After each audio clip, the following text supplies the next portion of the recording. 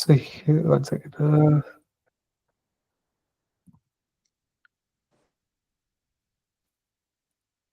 Okay. So if you could kindly read from this part, and I'll make it larger for you.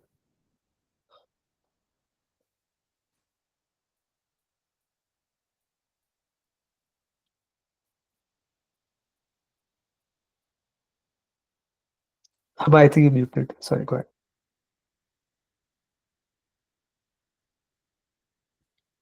Hari Om. Am I audible? Hello.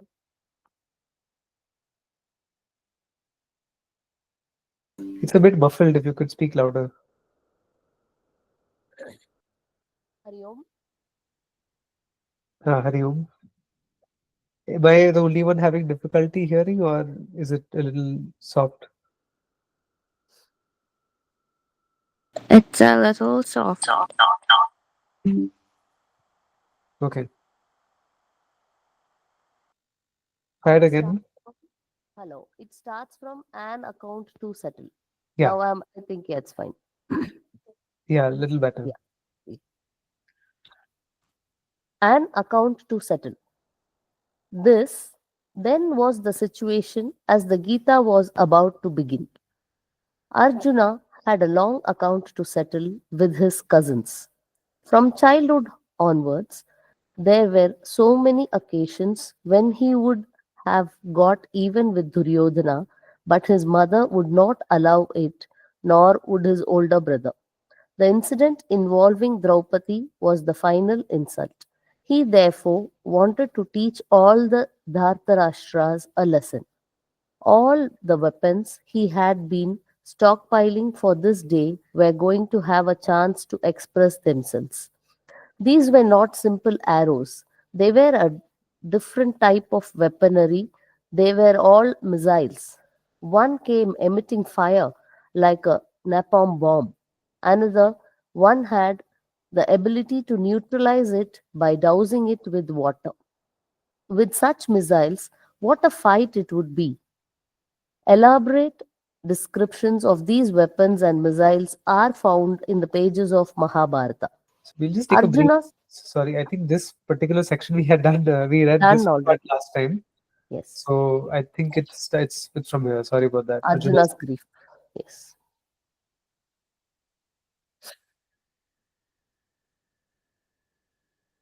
Arjuna's grief. When Arjuna looked around him, he collapsed, not out of fear, but in appreciation of the following fact that the people he was going to destroy were the people whose life and company he would prefer to have. He thought, in their absence, my life will be empty. How can I destroy my own life, family, my kith and kin? These are the very people who are standing in front of me. How can I destroy all of these people?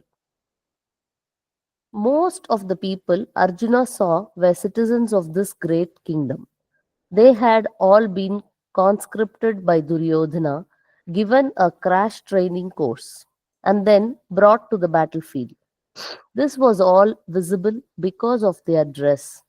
They did not know how to button the shirts of their uniforms properly, and their walk was clumsy because of the heavy, unfamiliar military boots. They were obviously new recruits who had come to the fodder for Arjuna's arrows. Not only were there so many citizens in the opposite camp, but on his own side too. There were a lot of innocent people. Arjuna then understood that no one was going to be victorious to this war because Arjuna and his brothers were committed to the moral order, Dharma. They did what was to be done and avoided what was not to be done. A word once spoken was fulfilled, and their actions were always beyond question. Their life, therefore, was lived according to this Dharma. Whereas in the case of Duryodhana and his brothers, with the exception of Vikarna, it was the quite opposite.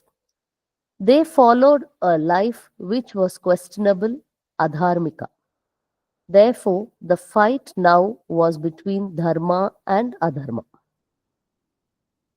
This battle is also sometimes interpreted as representing a conflict within the physical body. The body, having been brought into being a certain type of dharma, good actions. In this interpretation, the body is called Dharma Kshetra. Kshetra means place. Shall I continue? I think so. Unless, like, feel free to stop if there are any questions.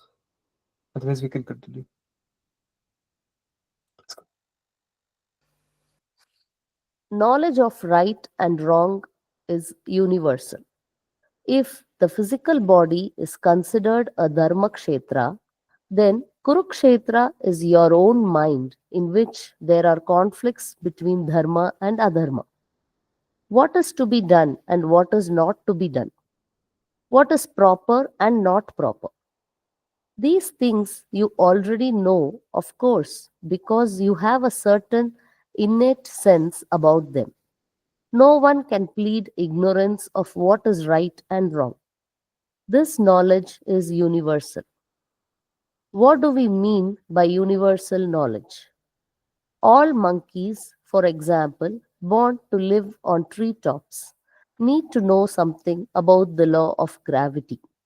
And they do.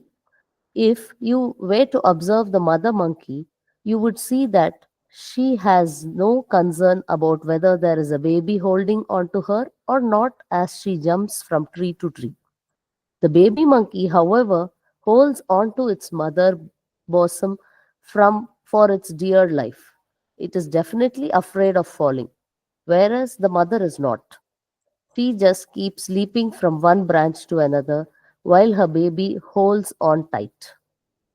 Suppose, however, the baby monkey had to undergo some education to know that there is law of gravity operating, that it must hold on tightly in order not to fall, and that if it did fall, it would be injured or it would die.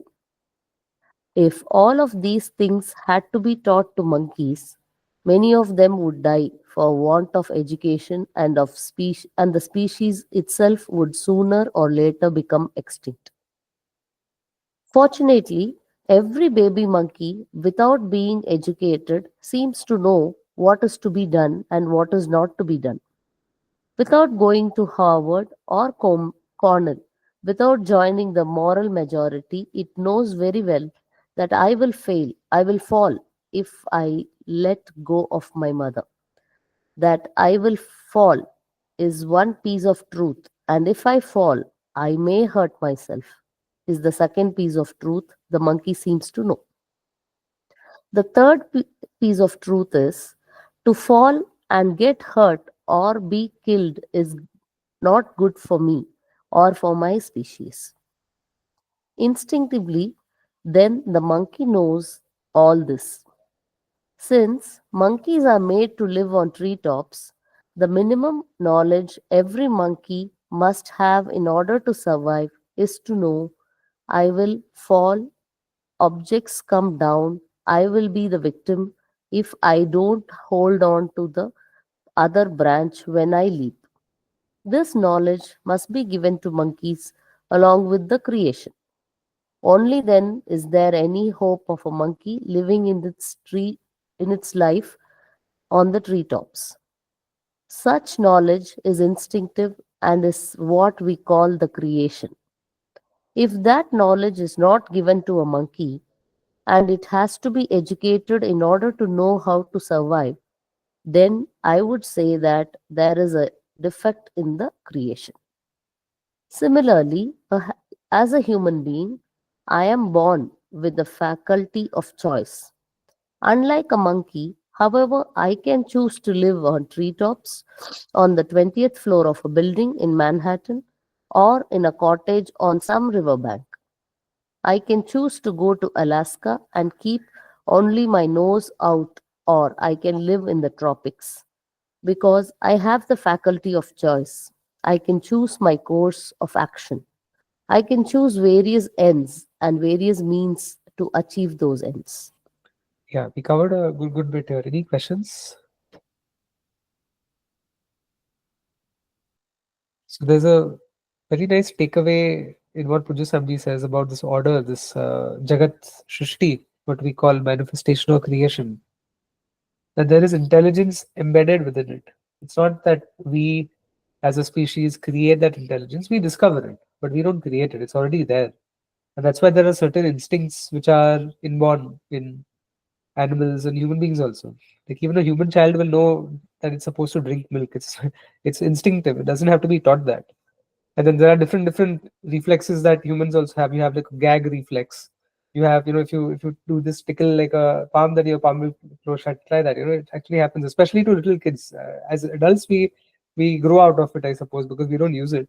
But if you have a little child and you do this, so it'll grasp. There's a pincer grasp and different things. Similarly, on the heel of your feet, if you tickle there, then the toes will also curl up. There are like multiple such things which are just very inborn and nobody has to teach. So it makes sense because if you look at it from an evolutionary standpoint also, as a species, the genetic knowledge is being passed down through our DNA from parent to offspring. And so, the moment like you feel some surface, it makes sense for us to grasp, because that's how, our ancestors, climbed trees and they caught hold of things and all. So it's very beautiful when you think about it, that this ancestral memory is present even in the form of our DNA, genetics. And so that kind of knowledge is already inborn. It's not something that you have to cultivate or educate oneself about. And then there's another set of knowledge where we have to educate ourselves. And for example, Vedanta is not something that one is obviously born with. It is something one has to study, one has to know through the grace of the teacher, and so on. So yeah, any questions before we proceed? Okay, let's continue.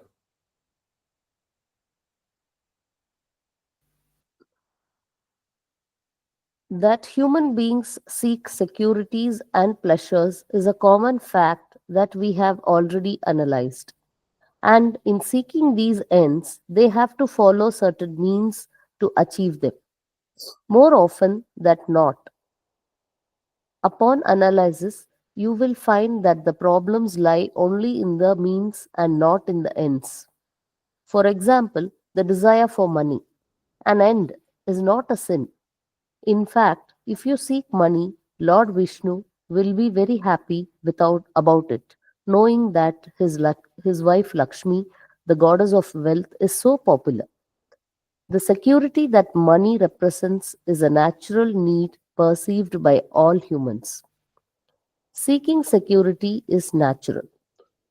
People seek different forms of security in itself. This seeking is neither good nor bad, only natural. The means alone is what is important here. If I am controlled by a set of instincts, then I need not think about whether the means I employ is right or wrong. If you live in India and leave a couple of bananas on the window, still and still, Still, still, and a monkey comes along and takes them away, you cannot say the monkey is a thief. At the most, all that you can say is that you were careless. When we know there are monkeys around, we have to keep certain things away from them. Whatever thank you. Whatever a monkey does, that action cannot be labeled as wrong because it is controlled by its own instincts. Thus, the monkey is always right and is not responsible for what it does. This is what we mean by swabhava, one's own nature. Only when there is a choice is there right or and wrong.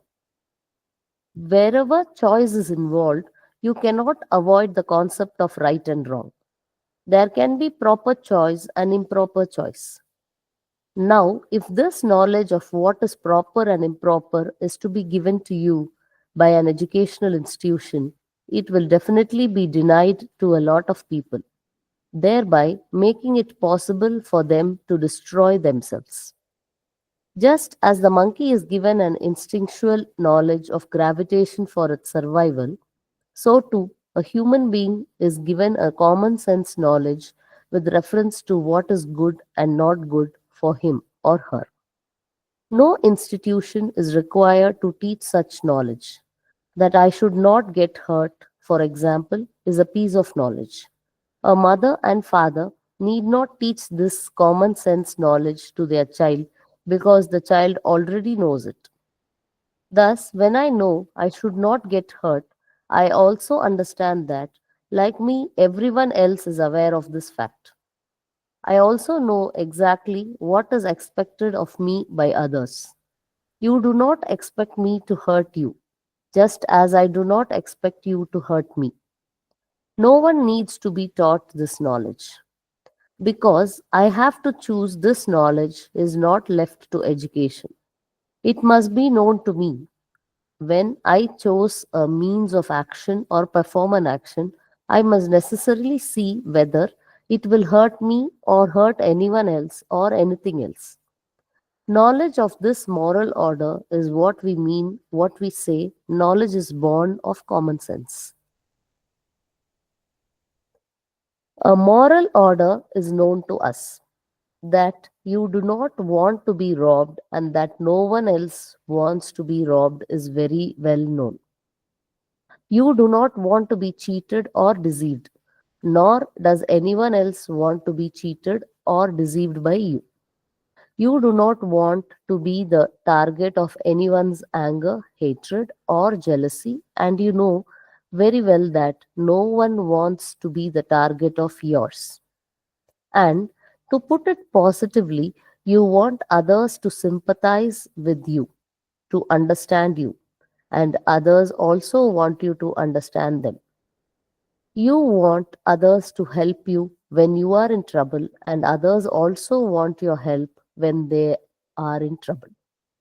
There are many values involved in a moral order: non injury, ahimsa, the absence of deception, speaking the truth, compassion, sharing, the absence of jealousy, the absence of hatred, and so on, all of which are connected to each other.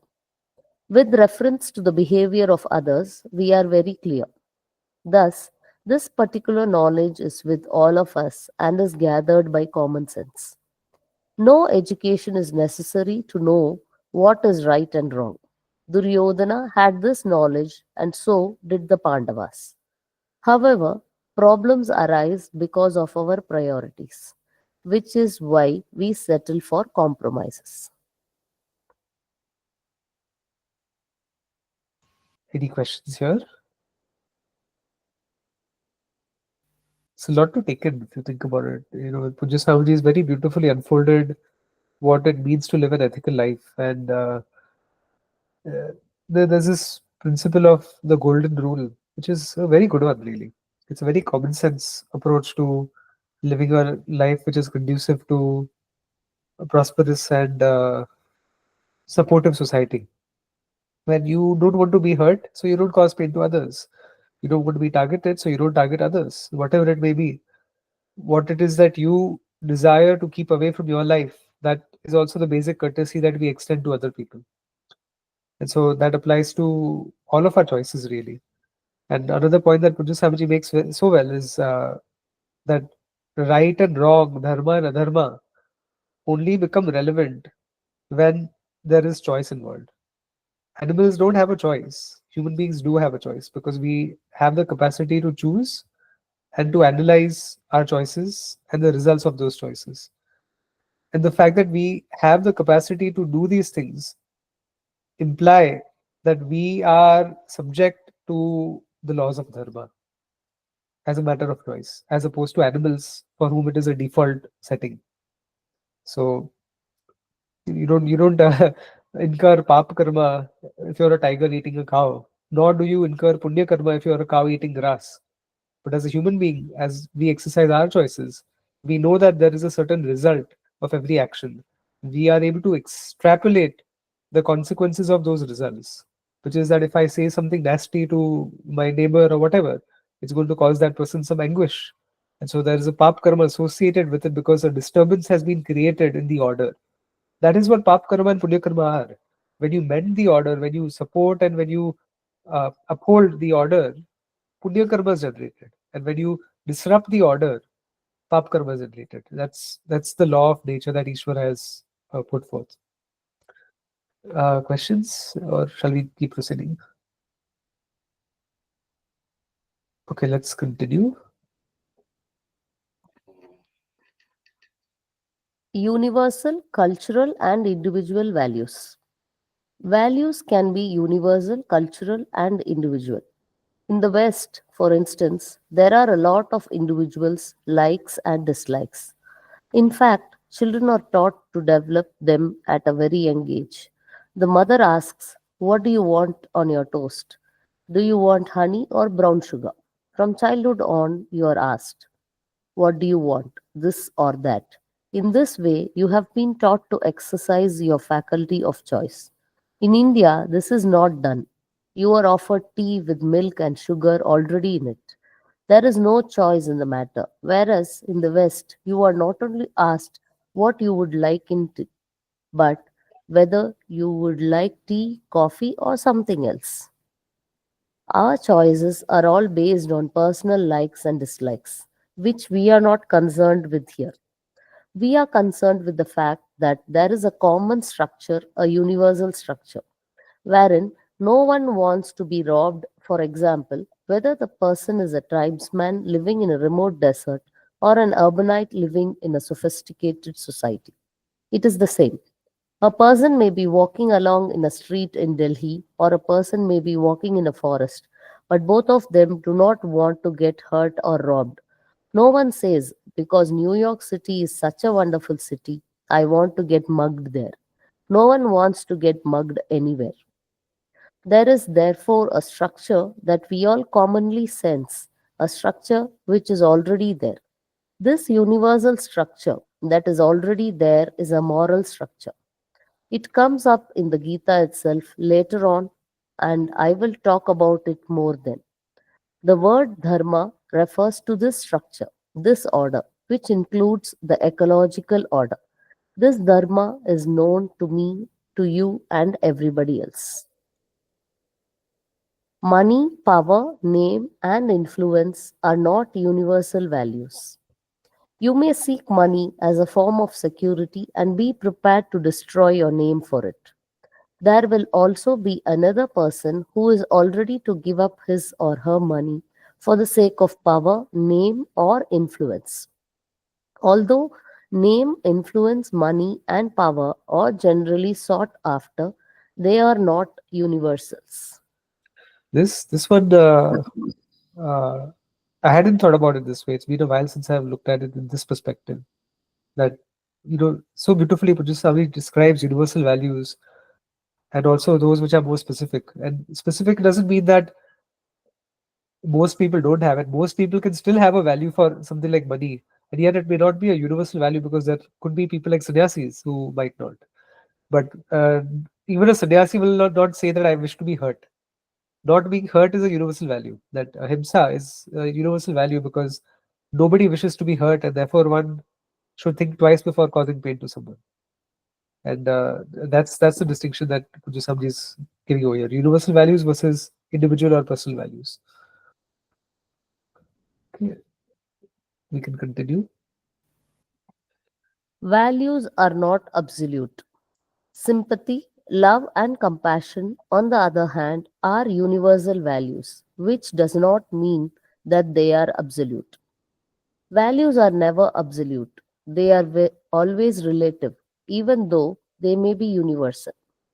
The point is that one should not go against the universal values while pursuing individual or cultural values. For example, as long as your pursuit of money conforms to the universal values, you are living a life of dharma. Whereas if your pursuit, whether for money, power, or pleasure, comes into conflict with the universal values, then there is adharma. The Pandavas also sought money, power, and pleasure, but they tried to conform to the dharma at the same time. Duryodhana, on the other hand, represents a life of adharma. wherein power becomes so important that its pursuit comes into conflict with other order, dharma. For such people, however, this is not a problem because they do not think of it in these terms. Therefore, for them, the means can be anything as long as the end is achieved. To say, for the sake of power, I can do anything is not due to ignorance, really speaking. There is some ignorance involved, as we shall see later, but the ignorance is not of the universal values. Duryodhana definitely knew that he did not want to be cheated and that the Pandavas did not want to be cheated either. But power was so important to him that he did not mind cheating or destroying anyone, legitimately or illegitimately, who stood in this way. He simply did not think about the legitimacy or illegitimacy of what he was doing. Your understanding of the laws reflected in your choice of the means, if there are such laws, is what is meant by inner maturity.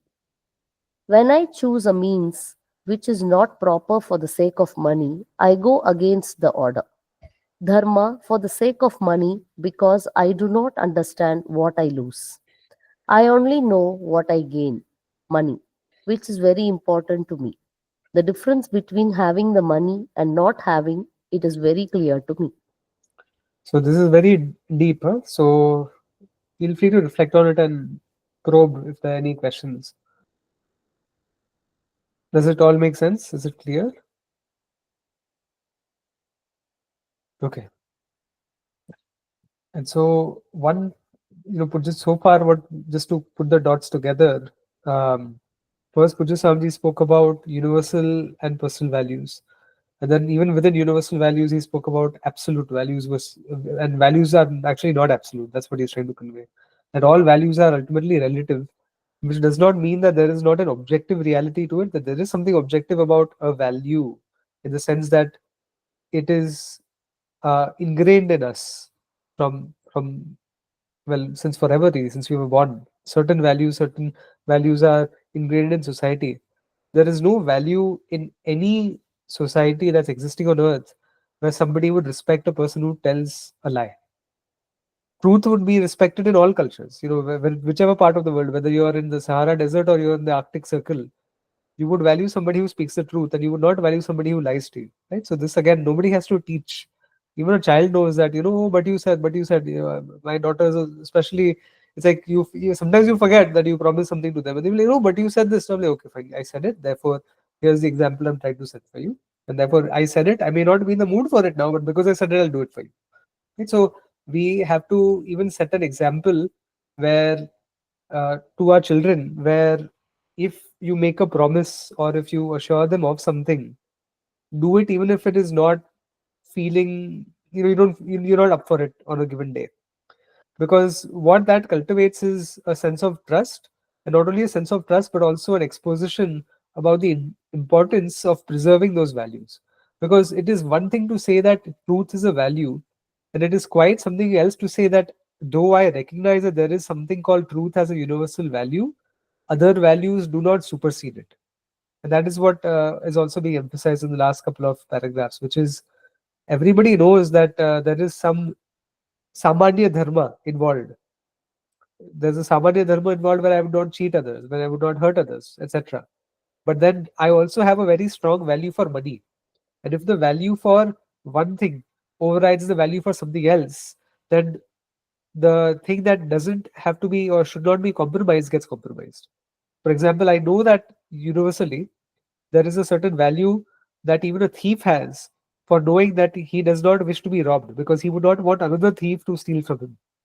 But because of the person's value for money, the thief has no compunctions from robbing somebody else because one value overrides the other value.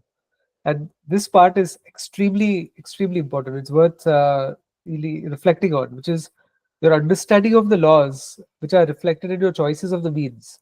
If there are such laws, is what is meant by inner maturity. So our understanding of what these laws are, of these universal laws, Samanya Dharma, and also the Vishesha Dharma, of course. But not only a recognition, understanding of these laws, but the ability to adhere to these laws is what we define as maturity. And maturity is a huge, huge deal, because in Vedantic terms, what is that maturity? We're talking about Chitta Shuddhi. Maturity, you say in English, but that is Chitta Shuddhi, which is how capable am I of dealing with the vagaries of life in an objective fashion. That is maturity. And that maturity only comes by a certain abidance of the dharmic order. Is that making sense? Okay, we'll proceed. So we're going at a fast pace today. I think here, yeah. One person may tell a lie for the sake of $1,000, while another person may tell a lie for $100,000 or for any amount in between, but not for $5,000. There may also be those who tell a lie for as little as $1. Everyone seems to have a price. The value of a value. We even try to bribe the Lord in order to get to heaven. We are always ready to compromise if we can get something that is valuable enough to us. If a man sees the difference between having $5,000 and not having it, he may even deceive or a friend who has offered to give him 20% over and above the value of the house he bought and renovated. All he has to do is to jack the price up by the amount of money that is so important to him. This man knows that the money can take him to Hawaii. It will definitely give him a good vacation somewhere. Thus, to have this $5,000 will definitely make a difference in his life. Therefore, he is ready to compromise. Suppose you tell someone you should not tell a lie, and the person, being very pragmatic, questions you. What do I lose if I tell a lie? What will you say? Or if your child asks, Dad, if I can get some money so that we can have some more things, why should I not tell a lie? Generally, you will say that telling a lie is wrong, which is another way of saying don't do it. The general message that children gains is that what is wrong is what I should not do. But this does not explain anything. Therefore, the child will come back asking, why is it wrong? Well, because it is not right, you say. Why is it not right? Everybody else does it, the child argues. And those who lie get money. I don't get it because I don't tell a lie. But if I tell a lie, I will get it. Why should I not tell a lie? Then, a father who is a little more intelligent will say, you see, my child, you will be detected. Now, the whole question becomes, is it all right to tell a lie if I do not get caught? Someone might say, so what? Even if I get caught, so what? You will lose your credibility, the person is told. But if the person does not care about his or her credibility or anything else, then where is the problem? You will not be eligible for a credit card, may be your response. To which the person replies, that is why I steal them. That way, I get 5 cards at the same time. This line of argument is, of course, foolish and should not be pursued. What one should appreciate is this: if there is a universal value and I go against that value, I must lose something. But my focus is on the gain that results from such an action. Perhaps I gain money, which makes a difference to me because I see the value of it. But what to do? I lose. Since I do not care for credibility, I do not see that I lose anything. So open question. So what do you lose then? Suppose you tell a lie. What is the loss over here?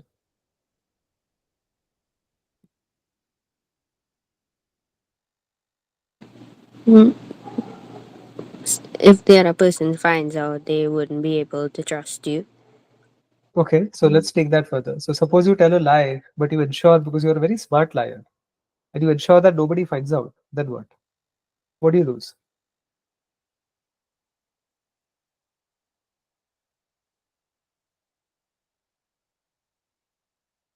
The question is, do you lose A something peace by of that? mind. Okay, suppose you don't have a guilty conscience.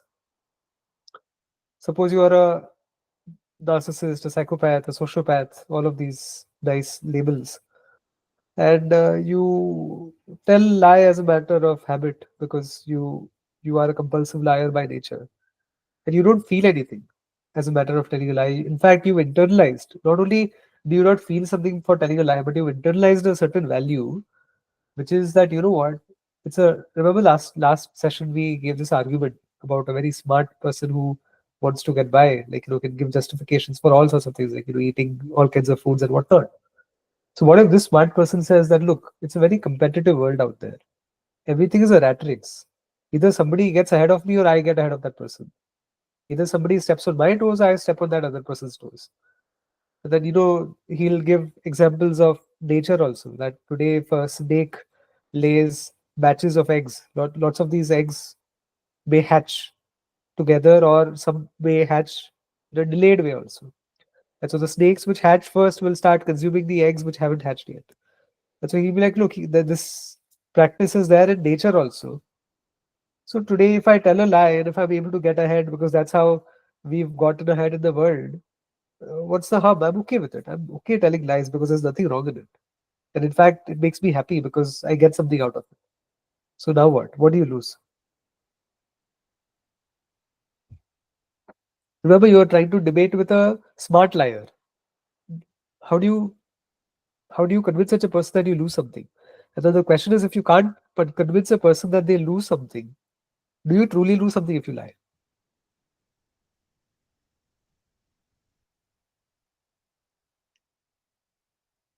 If the Shuddhi is lost, but Chitta if Shuddhi they is care lost. about it, That is correct. And how is Chitta Shuddhi lost? For instance, what gets lost specifically?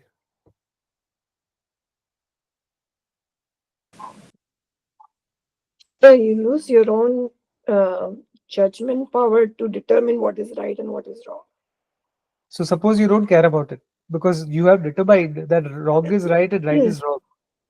And suppose you have gotten ahead in life because of it. Suppose you have accumulated a vast amount of wealth because of this kind of habit. And you feel that all of these judgments have only made you richer and wealthier and more prosperous. What do you lose? So Aparnaji touched upon it, but I want the specific thing because again, Chitta Shuddhi is it's what we've been taught in Vedanta, right? We've been taught that. But now, why do you lose Chitta Shuddhi? If we ask that question, what gets lost that Chitta Shuddhi is eroded? The credibility in the society. So here, Pujasambhi says this person doesn't care for credibility. I do not care for credibility. I do not see anything that I lose. Somebody thinks I'm an idiot. Somebody thinks I'm a bad person. Okay, so be it. At least I have a Mercedes and he has a scooter. So okay, I'm a bad person, but I'm very comfortably bad. Now what? Because if we say that the person doesn't lose anything, then there is no need to hold truth as a value. So let's figure out. Does first of all, does the person lose something? That's the question. And if the person does lose something, what is it? This is good thought experiments.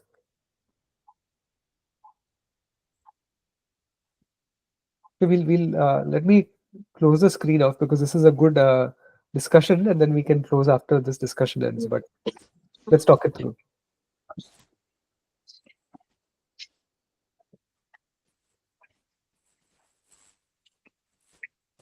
So according to that particular person, he doesn't lose anything because he doesn't care about anything.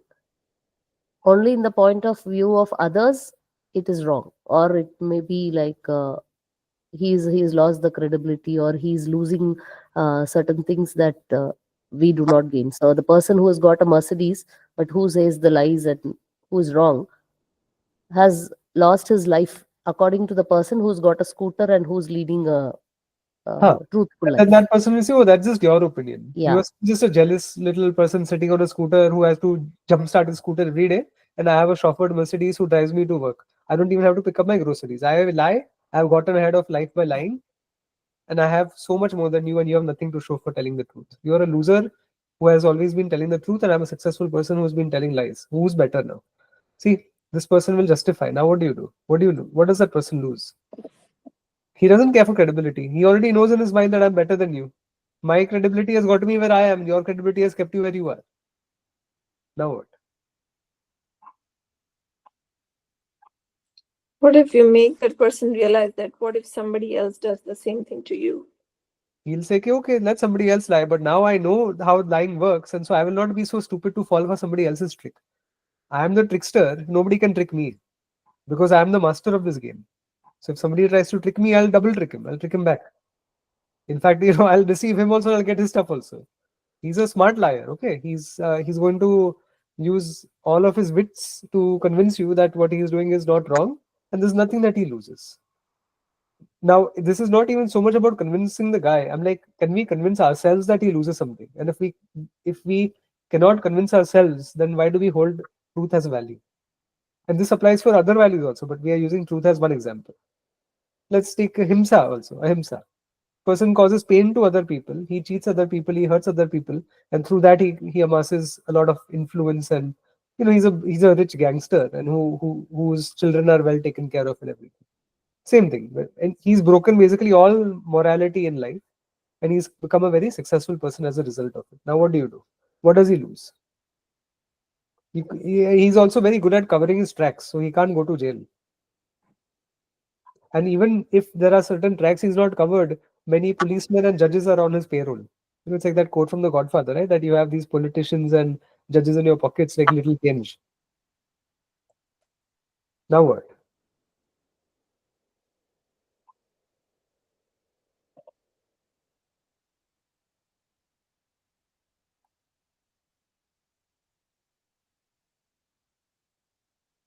Sometimes you cannot do anything about it if that person doesn't want to change or is not going to change. Yeah, and the person has no desire to change, and we're not even trying to change him. We are trying to ascertain for ourselves that if this person has gotten away and gotten ahead in life with this kind of behavior, then why? And we say that, as a result of performing adharma, we lose something. But this person doesn't seem to have lost anything. Then what has he lost? If at all he has lost something. Value? He doesn't, he values something else more. He values money more, and then he's compromising on these other things. I'm not saying valuing money is wrong. Here we are talking about how money can be acquired through dharmic or adharmic means. And he values adharmic means because the end is money, and so the end matters more than the means that he's using. So the means has been compromised because of the end.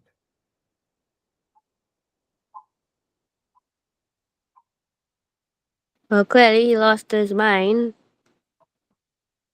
No, he's very comfortable. He's like Hannibal Lecter. He's a very manipulative, comfortable, smart person who holds himself in very high value.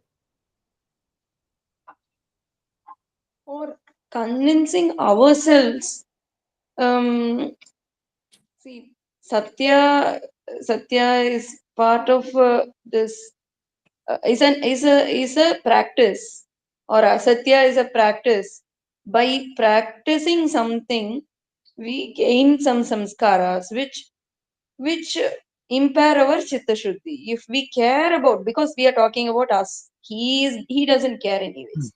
So if we practice asatya, then we accumulate samskaras which will impair our journey towards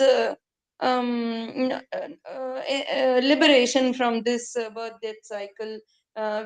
This chitta shuddhi is an important means towards that. So that is our understanding. And what you're saying is correct. What? Mm. But I'm asking something more fundamental. That why Mm. would it gain chitta shuddhi? What specifically earns chitta shuddhi in this behavior?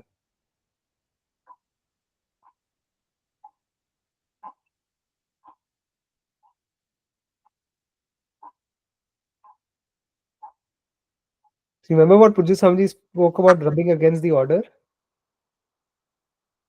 Pujya Swamiji said if you rub against the order rubs against you. And so think about it this way. You are the whole. It's a fact. right? You are the whole. That is the resounding message of Vedanta. All the Vedanta Shastras have one message, that you are the whole, you are complete, you are Purna Swarupa Atma. There is nothing that you lack. If the you is recognized, you matlab not you as Aparna ji or me as Prashant or whatever. No. You is the Atma. Atma is the whole, it is complete, it lacks nothing. The recognition that that Atma, that I am, that Atma, that I am, that is the fruit of this knowledge. It is both the means and the end of that knowledge. Okay, it is knowledge itself, it is a reality itself. And the reality is the subject matter of this knowledge. Now, suppose I say that, okay, I need to steal, I need to do this, I need to do that. What am I essentially doing? I'm making myself smaller. I'm making myself smaller because what is big, larger, what is grander, what is more all encompassing than the Atma? Nothing. But who is the one who is gaining influence? Who is gaining wealth? The Anatma. And who is the one who is identifying so strongly with the Anatma that that person is ready to go to any means to accomplish that end? And so, what that person is doing is turning the Anatma Bhava stronger and stronger and stronger, the Deha Bhava, the Anatma Bhava. And the Atma Bhava is receding away and away and away, and it's fading away completely. That is why that is what the person loses. The person loses the whole. He loses the whole. And that whole is himself. That is one thing. And that is the Chitta Shuddhi that's taking place, which is the wrong samskaras are being cultivated. Which is that I am this body, I am this mind, I am this intellect, I am this person who has to deceive other people who are also people, and I am also a person, and I am small, and I'm trying to make myself bigger and bigger and bigger. And a person who lives that kind of life can never ever put their thoughts towards the self. And therefore, what they are losing is everything. Not something, but they are losing everything. So when you violate values, when you violate dharma, the loss is limitless. Because what you're losing is all of that. And that is the Chitta Shuddhi that we speak of. So Chitta Shuddhi is right, but this is the loss. And this is what is resulting from the Chitta Shuddhi. So the dharmic person, the practicing Sanatana Dharmi who recognizes a certain morality and order to life, has to also recognize that by me living a life of dharma, a responsible life, a calculated, measured life, where I am responsible for my means and the ends, my actions and the results, I am not incurring papa karma, because this papa karma is nothing but chitta ashuddhi, which is going to take me away from myself and make me smaller than who I actually am. That is what happens. But if I tell the truths, because I'm not afraid, why would I speak the truth? I would speak the truth because I know that there is this order and truth is helping maintain this order, and I am nobody to violate this order because I am part of this order as a jiva, not as the Atma, of course, as a jiva. And therefore, when I live harmoniously with the order, the jivatvam melts and melts away into this giant order, which is Ishvara, and all that remains is the self alone, nothing else but the self. And so, living a life of dharma is living a life that is harmonizing with the order. And when I am in harmony with the order, there are no psychological and even karmic baggages that I carry any longer. And then my mind becomes very open and reflective to contemplate upon who I am. That contemplation is what leads to freedom. So the loss is far, far, far greater than the gain. And that is what a liar, a stealer, a robber, a cheater, a deceiver, a violent person, that is what they lose. It's very beautiful. Okay, any questions, thoughts here?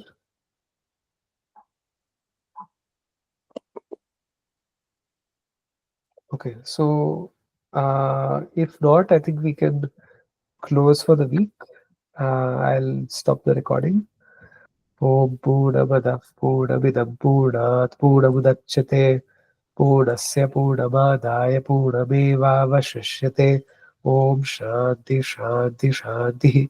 Harihi Om Shri Gurubhyo Namaha. Harihi Om.